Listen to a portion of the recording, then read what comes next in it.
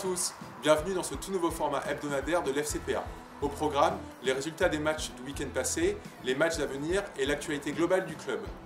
La nouvelle équipe de communication sera ravie de vous accompagner sur nos réseaux sociaux Facebook, Instagram et TikTok pour le reste de la saison 2023-2024. Vous y découvrirez des reportages, des interviews et des concours à gagner. Vous retrouverez également le nouveau site du FCPA 47 très prochainement en ligne. On retrouve le sommaire de cette semaine.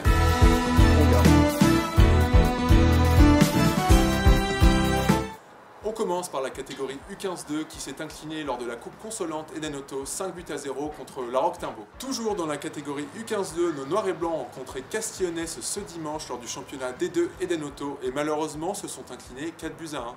Catégorie Senior 1, Régional 3, un match tendu entre notre équipe et les Sueurs de la Gironde. Ces derniers se sont imposés 1-0 à la 77e minute.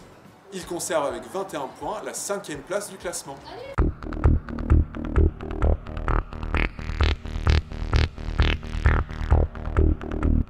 Au programme ce week-end, les U10 et les U11 participeront au Challenge Futsal à Agen. Et ce samedi, nos U15 équipe 1 se déplacent à Langon pour la 14e journée du championnat Régional 2. Catégorie U18 Régional 2, notre équipe se déplace à Saint-Paul-les-Dax pour la 14e journée de la saison.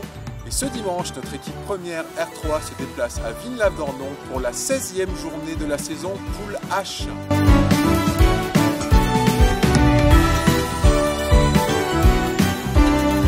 Les actus du club, on commence par le tournoi du 1er novembre des U11 et U13 qui se déroulera finalement le 20 avril à Pont-du-Casse. N'hésitez pas à venir soutenir les enfants et passer une journée formidable avec nous.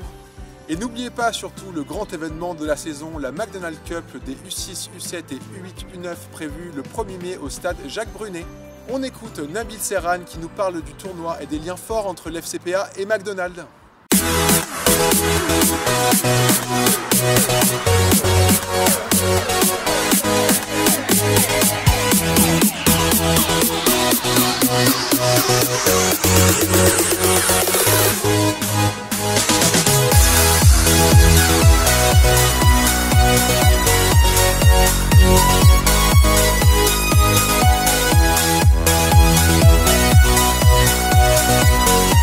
Bonjour, donc moi c'est Nabil Serran, je suis le directeur du McDonald's de Foulé-Ironne.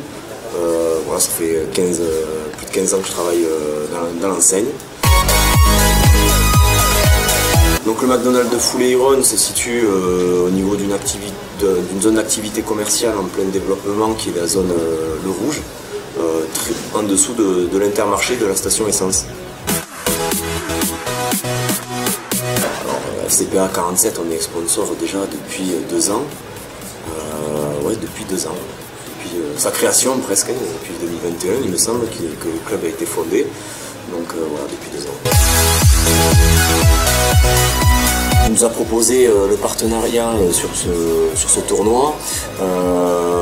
Surtout, il nous a été présenté comme étant fondé autour de 3 axes que sont la famille, le collectif et la performance, donc valeurs qu'on partage avec le club du FCPA.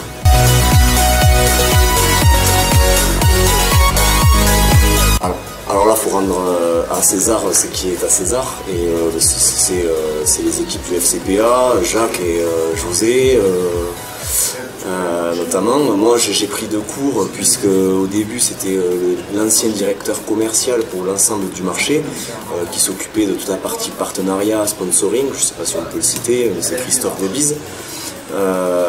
Voilà, donc il s'est occupé de tout ça, et il est à la genèse avec le staff du FCPA. Donc.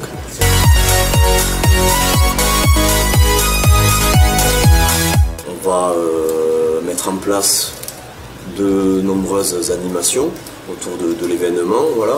Enfin, en tout cas pour ma partie, ça va être la présence d'un photocall avec la mascotte, mes équipes d'hôtesses, mes équipes du restaurant qui participent aussi à l'animation. Il y a de nombreux goodies pour les participants. Voilà. Après toute la partie sportive, organisation, c'est le FCPA, c'est le club qui gère tout ça avec l'aide de la municipalité.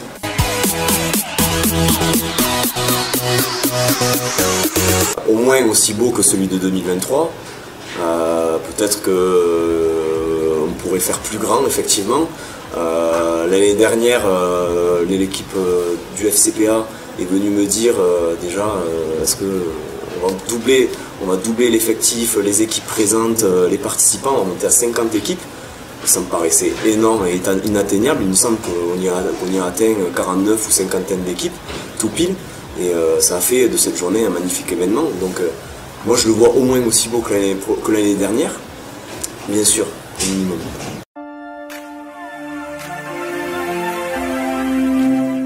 Premièrement, de la bonne humeur, un beau souvenir, je pense, de cette journée pour avoir eu beaucoup de retours des familles, des accompagnants présents, même sur les réseaux où on nous remerciait conjointement avec le club. Donc ça déjà, voilà. Et après on offre des goodies, des coupes pour les équipes, des médailles pour tous les participants et mes équipes élisent une équipe pour les trophées du fair play.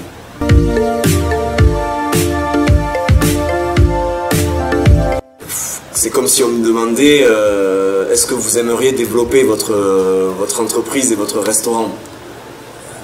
La réponse est oui, effectivement, on aimerait dans cette logique d'amélioration et de développement, mais pas seulement commercial. Je pense que pour les licenciés et pour le club et pour moi-même, pour mon restaurant du moins, on aimerait faire grossir le club.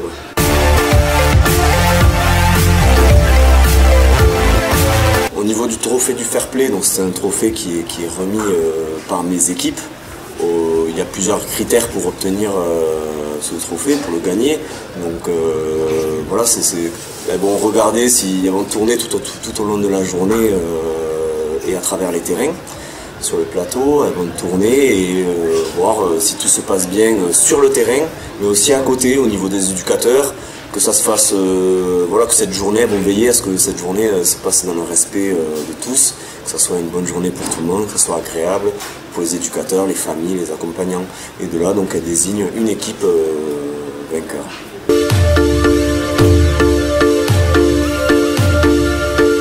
Alors, je leur dirais, si elles veulent passer un bon 1er mai sous le signe de la bonne humeur, avec des super équipes, des bénévoles, tous souriants, et en prime avoir un souvenir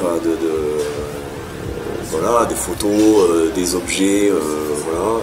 C'est l'occasion de venir.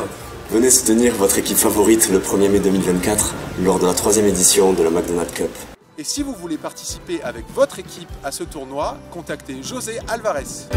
On termine l'actualité de ce premier magazine avec la Walligator Cup. Ce tournoi tant attendu se déroulera le 18, 19 et 20 mai à Pont-du-Casse. D'ici là, vous retrouverez des reportages et des interviews sur nos plateformes qui vous expliqueront tout sur le tournoi en partenariat avec le parc Walligator. Et malheureusement, l'hebdo du foot c'est fini pour aujourd'hui, mais on vous retrouve dès la semaine prochaine pour toutes les actualités du club.